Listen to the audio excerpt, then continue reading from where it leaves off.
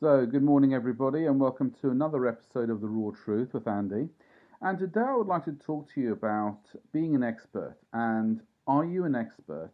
And has it really lost its potency in this day and age? Because with the way things are and the internet, anyone can put a website up and anyone can do a talk and anyone can put a YouTube video up and claim to be an expert because they've learned some subject matter. And let's face it, we can all learn subject matter, we can pick it up from Google. That only really just gives us a general understanding of some content.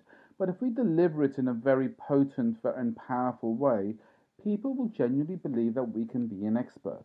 And that's not necessarily the case. And a lot of people out there are being ripped off, and that's the raw truth today, with substandard people selling other people's content and passing it on as their own, and so it's a very particular topic for me today, and it's very passionate because the thing is, I've spent a lot of time creating my content, and albeit there's not a new stuff out there, you still have to do your own research, you still have to do your own work, you still have to come up with your own innovations to be able to put your twist on it rather than butchering it off somebody else's and passing it off your own.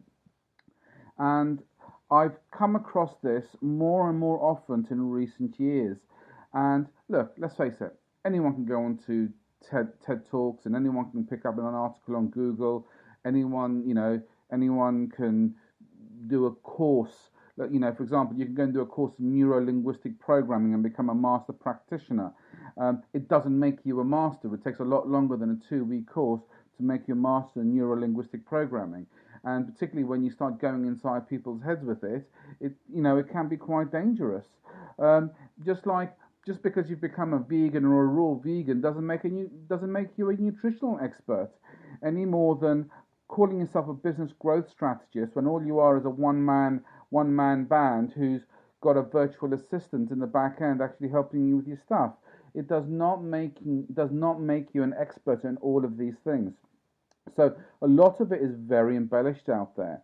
And I want to particularly highlight one particular story. It was a guy I knew, unfortunately, and he came over from Australia, and he was very good at doing creating a perception that he was an expert in the marketplace. A few YouTube videos out there. He'd written a book which was self-published, but it was enough for people to believe. And I'll be honest with you, I was probably caught into that trap as well.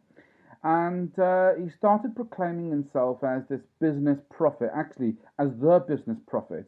And he came up from Australia, where people knew very little him over here, but with enough of a brand, far enough away for people to be actually believed what he did. And he was very charismatic, and he was a very good speaker. So I won't take that away from him. But apparently, he was a former AXA insurance salesman who'd attended a few seminars.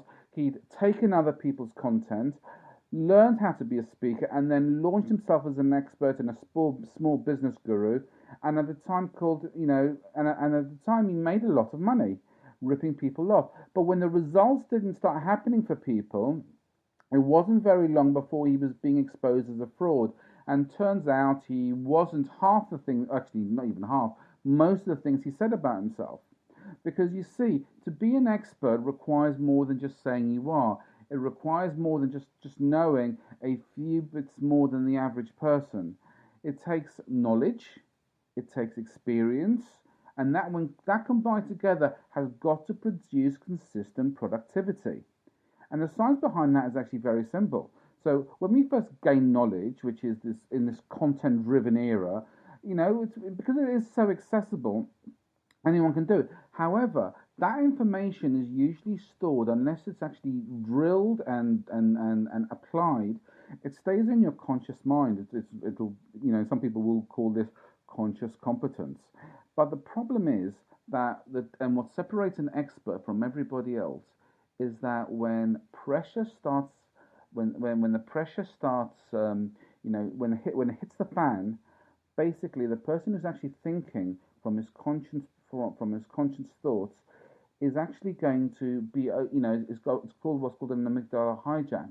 It's when when emotionally you can't deal with anything and your emotions go high and your intelligence goes low and you can't really think, so you actually lose it and you go into that fear mode of fight or flight or freeze in some cases. So because you're using a different part of the brain, and that's what you get when you get a lot of university students who go into their first job as well, they will have probably quite an exceptional amount of knowledge, even probably more than the expert, but a lot of it is actually has to go through a conscious thought process to be able to achieve that. Now, the expert, on the other hand, the true expert, he has built up hours and years and a wealth of experience in applying this, and he's done it over and over and over again, which is why I say it's consistent productivity. And there, and again, some will probably even call it muscle memory, but this is what's part of them that it come that they that part of the brain called the basal ganglia is where they actually find the answers because they've done it so often, and they don't feel the same amount of pressure, and they can actually give very rational answers under those extreme hard times. So it's very important to be able to distinguish those two. Now, the false expert will give us a lot of telltale signs of someone who claims to be one. No, they will tell you things like, "Oh yes, I charge £5,000 an hour for my time." But the problem is, no one can ever figure it out. He can't confirm this, and it's never corroborated. And the real expert who can charge £5,000 an hour will never have to tell you that he charges £5,000 an hour. They also lack any tangible evidence of their results. You know, 3 testimonials on your website, it may give you a little bit of social proof, but these are not tangible evidence that you are the real deal. And these people tend to dabble in so many different things, like they've got into multi-level marketing over here and they've done other little things over there. Most experts do have investments in other areas, but they don't necessarily share that information. That expert keeps that to himself because he's actually because his expertise comes in one specific area. And also the last thing is, when someone you think is BSing you, I'd wait about 6 weeks to find out, because the thing is, a very polished individual can probably hide their personality and their traits for about 6 weeks, but eventually those cracks start to show and their true personality comes out. So if you do have any doubts, wait about 6 weeks observing them, and you'll soon find that their true personality characteristics come out. So in that respect, expertise is become quite diluted, and it's quite disappointing. And because there's a lot of people who claim to be the false expert. Now, if you are there or you're getting there, you've got through this fake it and make it philosophy. Just be careful what you're faking, because the thing is, you will soon get caught out, and that personality and that reputation, once you've lost that, it's very, very hard to get back. So don't become a false expert. Don't be taken in by one. Do it the right way, make an impact in this world, and I'll guarantee you'll be a far better person for it.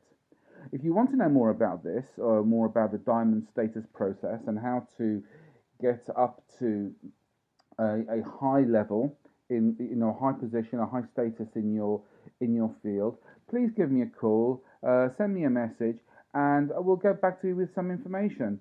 So thank you for listening. I hope you got some value from that, and I'll speak to you soon. Thank you. Bye bye.